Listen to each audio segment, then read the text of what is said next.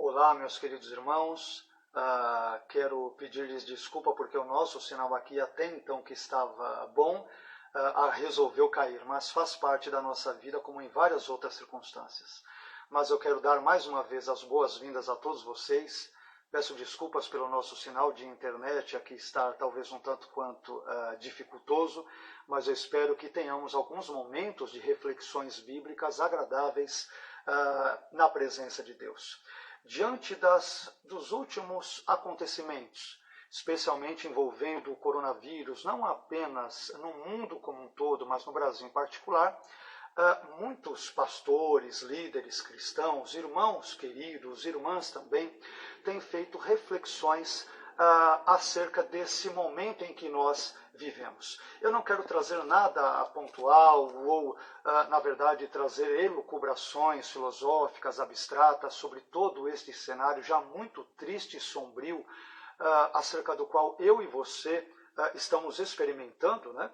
Mas eu quero dividir com você, se você assim bondosamente, gentilmente me permitir, algumas lições que, creio eu, a palavra de Deus pode nos transmitir acerca de assuntos particulares, evidentemente dentro do contexto bíblico, mas creio que possamos extrair lições importantes também sobre isso para a minha e para a sua vida.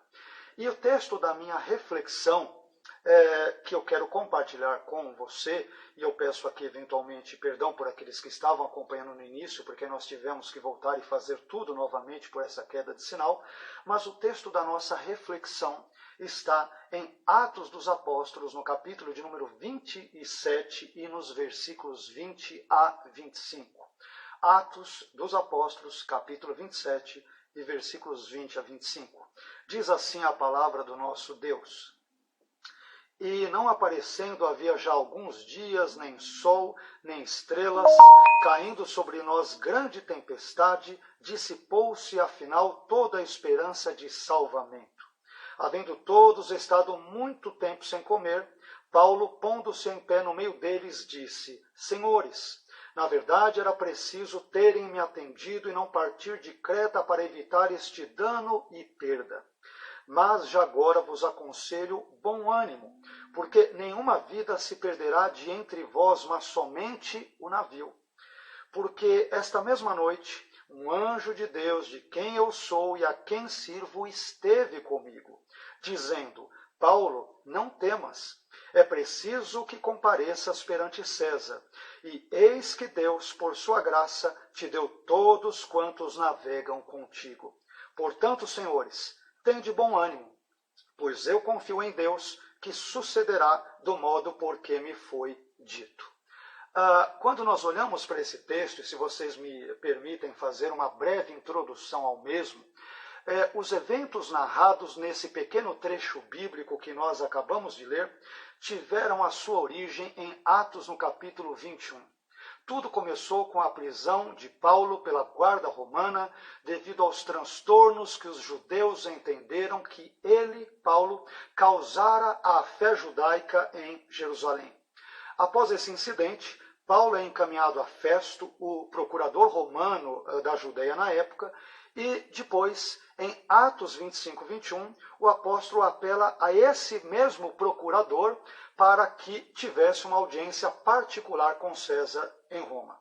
E agora, em Atos 27, nós vemos Paulo, juntamente com outras 275 pessoas, somando ao todo 276 tripulantes, a bordo de um navio que estava viajando para a Itália, dentre outros motivos, para que o apóstolo Paulo, como nós mencionamos, ele pudesse ter a sua audiência com César em Roma. Nesse ínterim, devido aos fortes ventos, a viagem já se mostrara muito dificultosa, muito problemática, de modo que quando chegaram a uma pequena baía chamada Bons Portos, situada no sul de Creta, Paulo advertiu aos seus colegas que não partissem dali.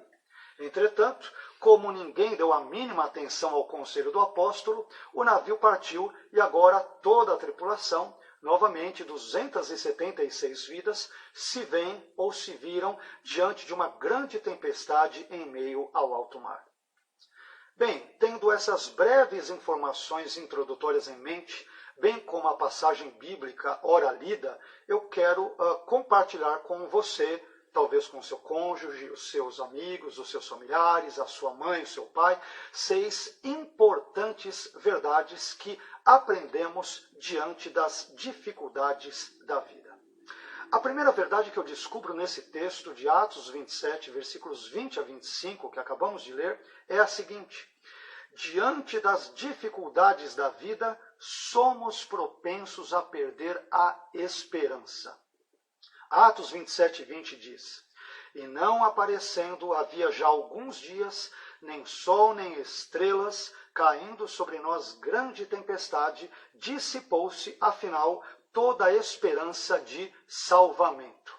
Meus queridos, no contexto imediato de Atos, Lucas nos descreve que a viagem marítima, à medida em que ela se desenrolava, com o tempo adverso, com toda a situação climática contrária, sem nenhum tipo de sinal indicativo no céu, nem sol nem estrelas, os tripulantes ali junto com Paulo naquele barco, naquele navio, se viram totalmente desorientados e isso lhes causou, evidentemente, como normalmente causaria ou provocaria a qualquer pessoa, uma desesperança. O texto bíblico diz que dissipou-se, afinal, toda a esperança de salvamento.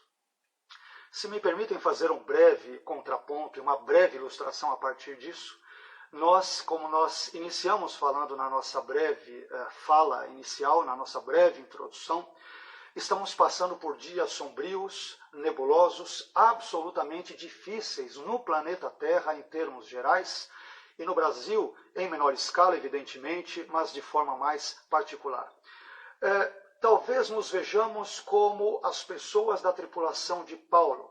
Não vemos nenhuma evidência de que a situação melhorará, muito pelo contrário, tudo parece que vai de mal a pior, mas eu quero te convidar a me acompanhar ao longo dessa reflexão para que cheguemos até o fim e vejamos a palavra de ânimo e de encorajamento que Deus, graciosamente, por meio da sua palavra, creio eu, tem a trazer a mim e a você, ao meu e ao seu coração nesse momento. Essa primeira verdade nos conduzirá a uma segunda. A segunda verdade que eu descubro nesse texto é a seguinte: diante das dificuldades da vida, temos que ter consciência de que muitas vezes, não sempre, mas muitas vezes, nós mesmos somos os agentes causadores de tais dificuldades. Muitas vezes, as situações adversas que nós estamos experimentando, elas envolvem frutos de sementes que nós mesmos, eu e você, plantamos pela nossa indolência, pelo nosso pecado, ou por uma série de outras características evidentemente contrárias a Deus, à sua palavra e aos seus propósitos.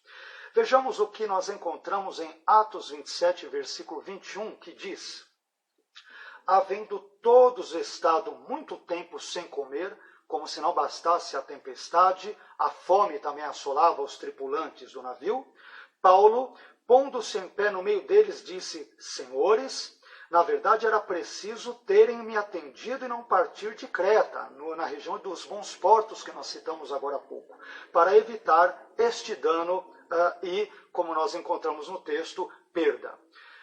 Frequentemente, nós temos o hábito de terceirizar a responsabilidade ou a culpa pelos nossos pecados.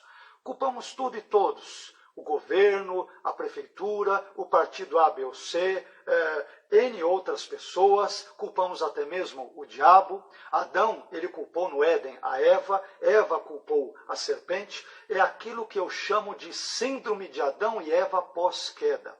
Frequentemente nós experimentamos males que são resultados ou resultantes, mais uma vez, dos nossos próprios atos pecaminosos.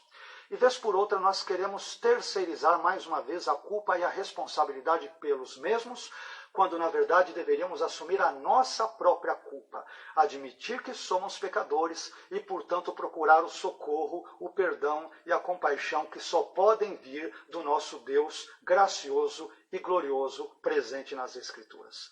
Mas isso nos leva a uma terceira verdade, acompanhando A sequência dos versículos ora lidos. Terceira verdade. Diante das dificuldades da vida, os cristãos devem oferecer aos aflitos uma palavra de esperança. Observe o que Atos 27 e 22 diz. Mas já agora vos aconselho, olha o que Paulo diz para os 275 tripulantes do navio. Mas já agora vos aconselho, bom ânimo, porque nenhuma vida se perderá de entre vós, mas somente o navio. Infelizmente, este não é exatamente o caso que nós temos visto face a esta pandemia que nós temos experimentado. Temos visto muitas vidas, dezenas delas no Brasil, centenas delas, milhares em vários outros países e cantos do mundo, mas eu aprendo com esse texto, com Atos 27 e 22, que mediante essa situação trágica que nós experimentamos, é nosso dever enquanto cristãos oferecermos aos aflitos, aos enlutados, aos desesperançosos, aos angustiados uma palavra de esperança. E podemos dizer a essas pessoas que a esperança existe apenas e tão somente na pessoa bendita de Jesus Cristo de Nazaré. Ele é a nossa esperança e devemos colocar nele, na palavra dele, nos valores do reino dele, toda a nossa confiança. Isso nos conduzirá mais uma vez a uma quarta verdade, acompanhando o texto que mais uma vez nós estamos meditando sobre ele, ainda que de uma forma muito breve. A quarta verdade que eu descubro nesse texto de Atos 27, versículos 20 a 25, é a seguinte: diante das dificuldades da vida, temos a oportunidade de testemunhar aos outros a nossa fé. Veja que belíssima palavra do apóstolo Paulo, narrada por Lucas, em Atos 27 e 23. Abre aspas. Olha o testemunho de Paulo para aqueles tripulantes desesperançosos. Abre aspas. Porque esta mesma noite um anjo de Deus, de quem eu sou e a quem sirvo, esteve comigo. Ele diz que ele é de Deus e que ele serve a Deus. Ele diz Deus, de quem eu sou e a quem sirvo. Meus irmãos, calamidades, tragédias, momentos sombrios, dias maus como estes que eu e você, nossos familiares, amigos, parentes, vizinhos enfrentam, são ótimas oportunidades que Deus cria e que Ele permite que tenhamos para testemunharmos ao mundo e pelo menos às pessoas à nossa volta que há um Deus vivo que está no controle da história. Ele não perdeu as rédeas da história, continua a ser um Deus soberano, gracioso, todo-poderoso, que sabe o que ele faz ou que ele permite que aconteça, tendo em vista os seus desígnios e os seus propósitos escatológicos, isto é, futuros. Mas diante dessas dificuldades, aproveitemos para testemunharmos às pessoas que elas precisam de Deus, precisam de Cristo, precisam da sua palavra, precisam se arrepender dos seus pecados. Diante de toda esta situação, todo este cenário trágico e catastrófico, e que elas podem encontrar uma esperança, não em governos, não em indivíduos humanos, mas apenas em Deus e na sua bendita salvação que nos é oferecida gratuitamente na pessoa bendita de Jesus Cristo de Nazaré. Isso irá mais uma vez dar ensejo a uma quinta verdade presente nesse texto. E a quinta verdade é a seguinte: diante das dificuldades da vida, devemos aprender que viver é um dom da graça de Deus. Diante das dificuldades da vida, devemos aprender que viver, o ato de viver, isso é um dom da graça de Deus. Veja o que diz Atos 27 e 24, esse é o nosso penúltimo ponto. Atos 27 e 24 diz lá que o anjo de Deus, ele apareceu a Paulo, e olha o que diz o texto, dizendo: Paulo, não temas, é preciso que compareças perante César e, preste bem atenção nessa frase, eis que Deus, por sua graça, pela graça divina, te deu todos quantos navegam contigo. apesar de todas as turbulências e todas as vicissitudes marítimas, todas as adversidades experimentadas por Paulo e as demais 275 almas que o acompanhavam, Deus dá uma palavra de ânimo e de esperança em meio àquela tragédia, dizendo que Deus, por sua graça, estava preservando aqueles que permaneceriam vivos. Mais uma vez, se você me permite a comparação com a nossa atual conjuntura, que envolve a saúde, não só, também abrangendo aspectos políticos, econômicos e assim por diante, eu quero te lembrar que a minha vida e a sua vida, a vida dos nossos amigos, de nossas esposas, de nossos filhos, mães, pais, vizinhos, parentes, está onde sempre esteve, ou estão onde sempre estiveram, nas mãos de Deus. O texto diz que Deus, por sua graça, deu a Paulo todos quantos navegavam com ele. Meu irmão, a nossa vida está nas mãos de Deus. Sabemos que essa pandemia tem ceifado a vida de muitas pessoas e ela não respeita as pessoas se são cristãos ou não cristãos, ateus, espíritas, católicos, se têm muitos anos de igreja, poucos anos, se são ricos ou pobres, doutos ou ignorantes, pessoas letradas ou pessoas incultas. Infelizmente, todos nós estamos sujeitos a experimentar esses problemas na vida. Mas eu quero te encorajar, por meio dessa quinta verdade presente em Atos 27 e 24, a entender e a refletir sobre o fato de que a sua vida e a minha vida, a vida dos teus e dos meus entes queridos, essas vidas são dons gratuitos de Deus. Deus nos deu a vida sem que nós o pedíssemos.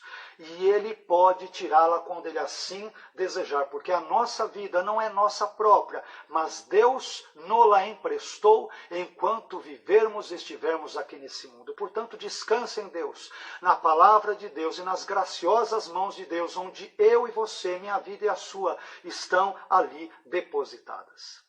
Em sexto e último lugar, uma sexta e última verdade dentro dessa nossa breve reflexão. A sexta verdade é a seguinte: diante das dificuldades da vida, devemos aprender a confiar em Deus e na sua palavra.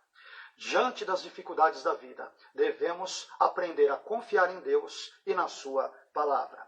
Atos 27 e 25 diz: portanto, senhores, Paulo dizendo aos 275 tripulantes da embarcação, tende bom ânimo, pois olha o que Paulo diz, eu confio em Deus, que sucederá do modo por que me foi dito. Ele diz, eu confio em Deus e, portanto, eu confio na palavra de Deus que agora me fora dada por meio do seu anjo, do seu emissário.